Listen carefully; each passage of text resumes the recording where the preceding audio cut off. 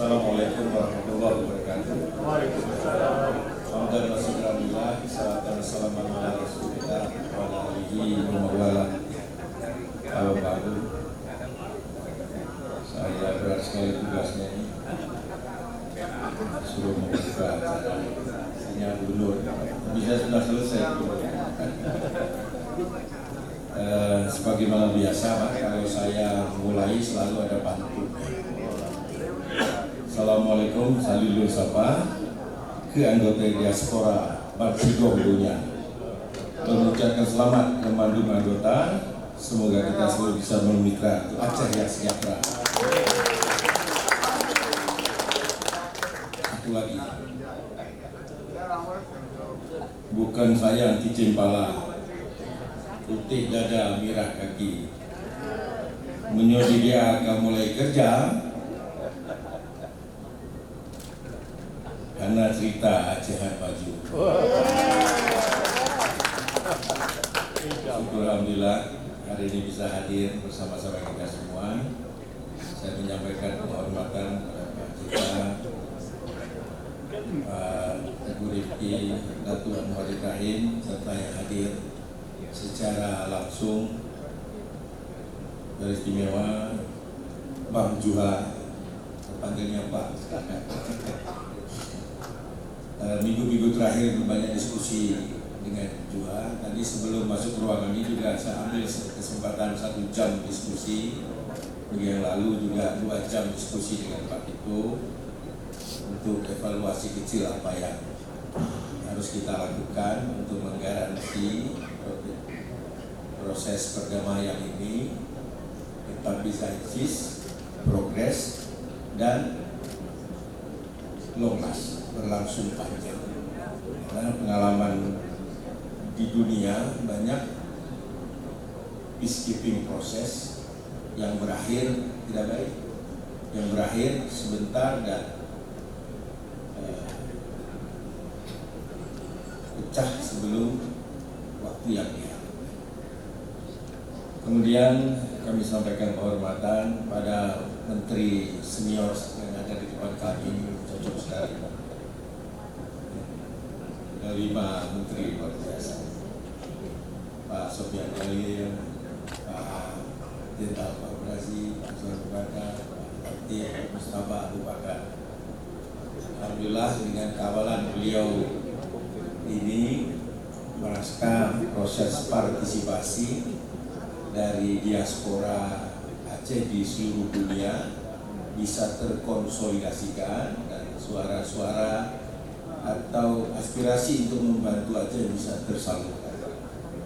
Karena banyak yang bilang begini Pak, orang Aceh kalau nggak pergi keluar haitiwo, nggak mau pulang.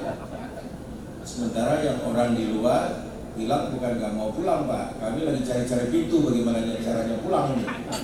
Oleh karenanya adanya diaspora ini mempertemukan antara yang mau pulang, pintunya di mana, apa yang kemudian juga penghormatan kami kepada Adam Lawarman, wakili Jemenlu, ada Pak Pangdam juga, Pak Pangdam. Kelihatannya kok jadi tua saya Pak sama Bangnya, Bang tambah muda terus. Pak Hafil, Pak Hafil. Kemudian juga para pengurus partai, ketua partai ada Pak Muslim, Pak Topi, ketua BPKS di sebelumnya, kemudian Pak Jamal yang mewakili Pemda Aceh, dan ada satu kepala dinas dari Pak Al-Muniza Kamal juga. Para tokoh senior, tokoh perempuan, para pejabat, kemudian para akademisi, dan Bapak Ibu sekalian, kalau saya sebutkan satu persatu habis. Karena saya padai tanpa mengurangi rasa hormat saya, tahniah saya kepada para Bapak Ibu sekalian. Ini saya sudah membuka acara by accident Pak. Karena pejabat pemerintah yang hadir di ruang ini yang masih aktif. Alhamdulillah saya sendiri tidak jauh-jauh dari proses peacekeeping proses ini, Pak. Tapi pada waktu itu saya sungguhlah pejabat pemerintah junior sekali, selalu Pak. Ketika pembahasan MOU Helsinki, saya pemegang kertas draft paling terakhir, Pak. Ketika Pak Sofyan berunding di sana, kirim ke Pak Yusuf Kalla. Pak Yusuf Kalla perintahkan kepada Menko analisis.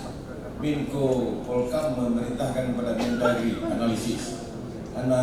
Mendagri memerintahkan kepada Dirjen Oda analisis. Dirjen Oda memerintahkan Direktur Otsus analisis. Direktur Otsus oleh kiri oleh kanan ketemunya Safrizal analisis. Jadi yang dianalisis itu sebenarnya analisa Safrizal. Karena pada itu adalah junior. Lalu balik lagi ke meja skala kirim. Setiap perubahan draft saya mengikuti dan saya kompilasi, saya simpan sebagai bahan tulisan-tulisan untuk menceritakan proses peacekeeping proses sampai dengan pemilu. Dan saya tidak jauh-jauh. Kepala seksinya di Otsus, Kasubditnya di Otsus, direkturnya di Otsus untuk mengawal proses ini bisa berlangsung secara smooth.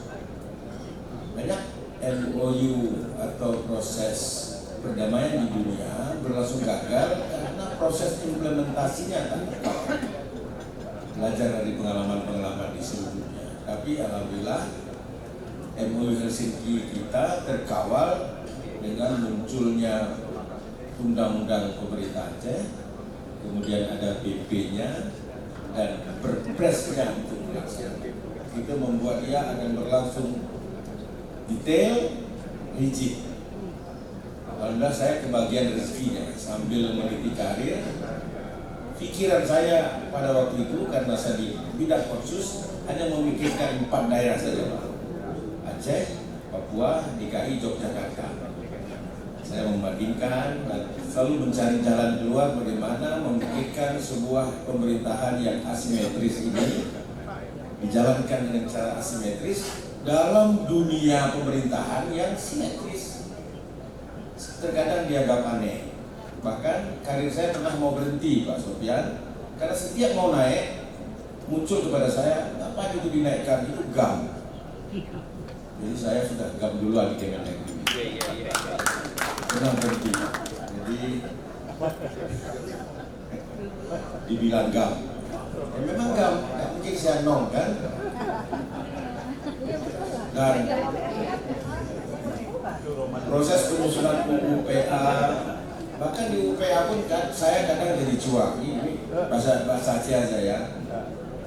Itu ada Pak Fikar Eda tadi, bagaimana proses pencuakan ini berlangsung. Karena kalau enggak saling bocorkan ini materi, enggak jalan ini proses diskusinya. Jadi harus ada yang bocor sedikit, Anda siapkan begini karena nanti pertanyaan begini, dan itu disiapkan dalam kamar-kamar hotel yang online dengan ruang-ruang pembahasan di pansus.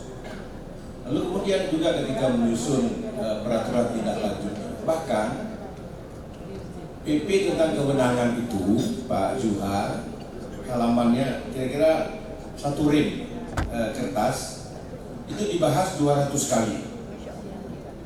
200 kali pembahasan. Dan saya simpan semua setiap pembahasan dengan paraf dan tanda tangan yang juga ditandatangani oleh kementerian-kementerian. Karena walaupun sudah ditulis oleh MOU, sudah ditulis dalam UPA, tapi tak di-approve oleh kementerian-kementerian, dikompilasi, diparaf, dan jalan. Betul kan Pak? Tidak jalan. Saya dengan atasan saya pada waktu itu, Pak Dr. Sony Sumarsono, itu pekerjaan saya. Bahkan Pak Sony Sumarsono pun yang orang Tulungagung pun dituduh GAM. Padahal namanya sudah Sumarsono. Karena kok bela Aceh semua ini kan. Itulah pekerjaan kita. Sampai seluruh PP dan Perpres itu 8, 5 PP dan 3 Perpres bisa kita selesai. Nanti baru implementasinya. Apakah ini akan berlangsung smooth terus? Selalu ada tantangan dalam implementasinya. Tidak ada yang smooth 100%. Pak Jua berpengalaman. Tapi dengan keinginan, dengan komunikasi yang baik, insya Allah semua hambatan-hambatan jika dikomunikasikan bisa berjalan dengan Aceh menjadi sampel lagi di dalam proses. Sebelumnya sudah ada sampel-sampel best practice yang diikuti secara nasional. Kemarin kami ulang tahun Kemendagri Pak yang ke-80. Muncul lagi Undang-undang tentang pemerintahan daerah yang sekarang sedang berlangsung dinilai tak cepat memajukan daerah karena kewenangannya 32 urusan, uangnya hanya untuk beberapa urusan habis. Ini kelebihan urusan atau kekurangan uang? Pertanyaannya dua-dua. Harus pilih salah satu. Kalau pilih kekurangan uang maka tambah uangnya. Itu soal di kita. Uang kita efisiensi. Di mana-mana dikurangkan, difokuskan kepada persoalan-persoalan pokok bangsa. Kalau begitu, kelebihan kewenangan, sistem kewenangan di kita adalah blok, kecuali daerah-daerah dengan pendekatan asymmetric decentralization, pendekatannya blok. Semua daerah memiliki 32 urusan dengan urusan yang sama. Apakah Anda punya 2 triliun, Anda punya 10, Anda punya 100, Anda punya 500 miliar. Urusannya sama, besar. Dengan demikian maka kalau begitu tidak betul, uangnya sedikit, mestinya urusannya juga sedikit supaya yang diurus jadi bagus. Kalau itu yang disebut maka pendekatannya asimetris. Kalau pendekatannya asimetris sudah ada contoh, yaitu di Aceh, Yogyakarta, DKI dan Papua.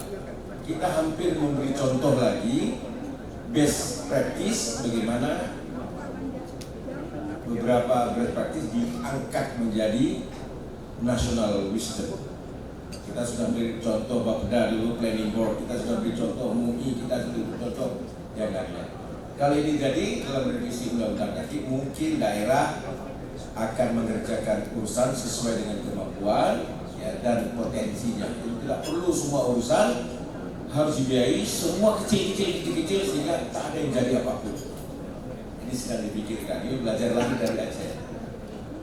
Mudah-mudahan dengan MOU Helsinki dan dilanjutkan terus dan kita bisa belajar best practice bukan saja bagi Indonesia di beberapa daerah di Indonesia, tapi juga memberikan contoh best practice praktek peacekeeping proses ini kepada negara-negara di luar. Ketika saya pergi di Gubernur Aceh kemarin, saya menerima Bang Samuru.